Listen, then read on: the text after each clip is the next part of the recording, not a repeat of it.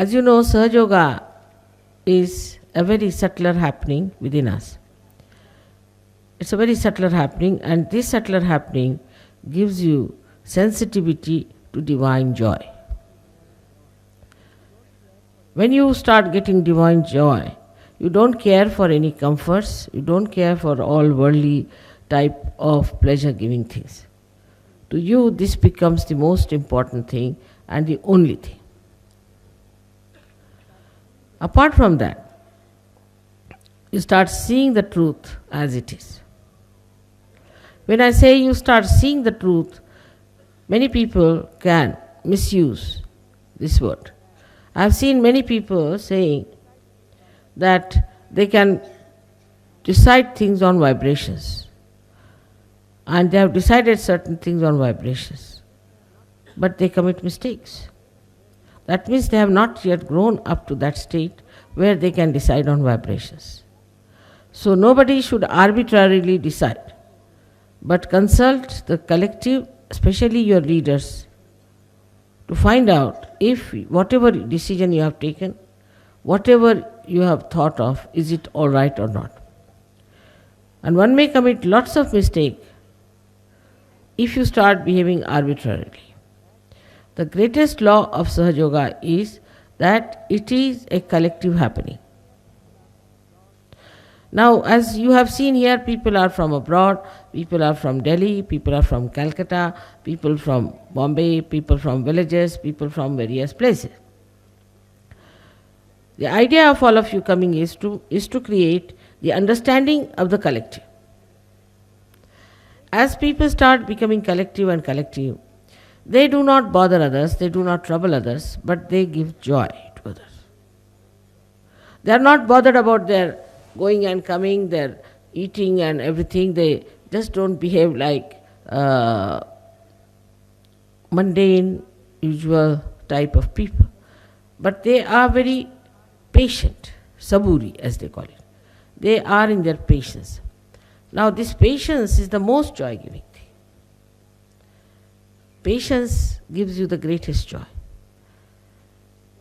When you are patient, you develop all your qualities. I think in patience you blossom the best.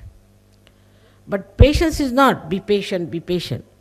Patience is also a kind of a state within us, with just this patience. Saburi as they call it. You just watch and see. Wherever you are, you are. Now some people are worried that they must get into the bus. Some people are worried they must reach back home. Some people are worried they must get their food in time. According to them, this is discipline. This is not. This is conditioning. But what is the discipline is of patience in Sahaja Yoga, where you watch everything and you are patient. If you are in the bus, you are there. If you are standing on the road, you are there. If you are walking on the road, you are there. On the contrary, it's a good idea to walk. I wish I could, but I can't, because once I start walking, everybody will fall at my feet.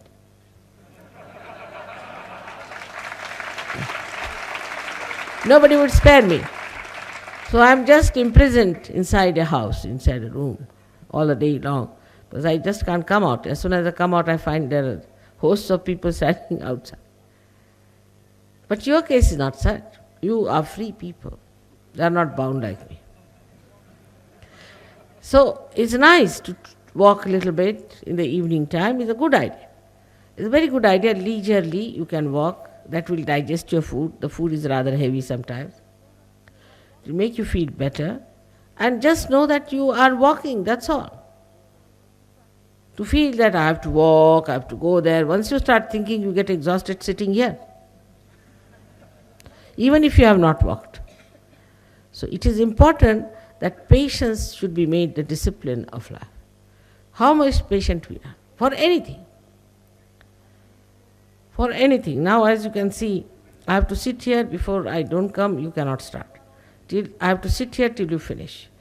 You are all free, you can get up, walk about, come whenever you feel like. I am not. How do I manage all this? It's through my patience. But patience is my quality. It's my nature which I enjoy the most of all. Now, if I am sitting here, if nobody's there, I am enjoying it. If I am lost somewhere, I enjoy it. If I lost my way, I enjoy it. Because I am there to enjoy myself. So I think we should make a practice now. The moon is out. Beautiful moonlit nights. Try to walk down. Especially the Delhi people must walk. They don't just walk. In Delhi it's all right because you cannot walk about, there's danger and all that. But here it's better. You better walk, your health will improve, Sahaja Yoga will improve, Kundalini will improve, you'll feel much better. That's a good part of this remote place, that nobody sees you, nobody is bothered about. You can live whatever way you like, you can walk the way you like, there's nobody to bother. There's no need to have a competition or run about, but just leisurely if you walk is a good idea. I'm not saying it just to save some money out of the buses, but it is just to make you feel more healthy. Just sitting all the time, one feels very funny. Sit here, sit there, go in a taxi, go in a bus, go in a lift. You just don't move your legs. There's no exercise also in Sahaja Yoga. Walking is the best exercise for all the Sahaja Yogis, as I told you. And that's why it is important that you all should try to walk a little bit, if possible. Of course, there are ladies who have children, this and that is all right, old ladies, old men.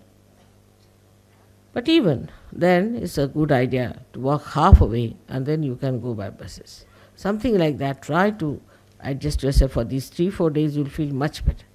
I promise you, you'll feel much better when you walk. Now,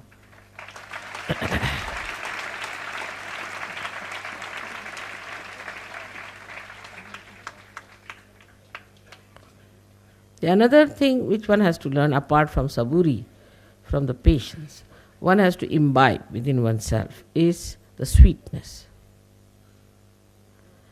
If you are sweet, you are filled with humor, you do not hurt others, you are not hurt either, you see everything so beautiful and nice.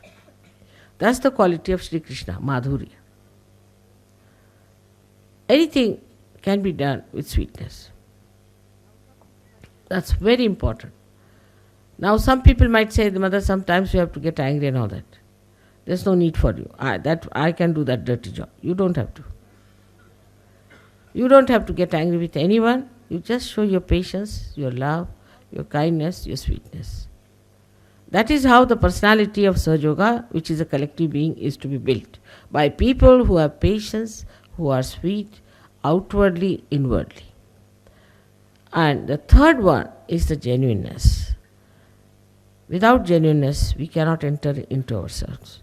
Because our inner being knows what we are.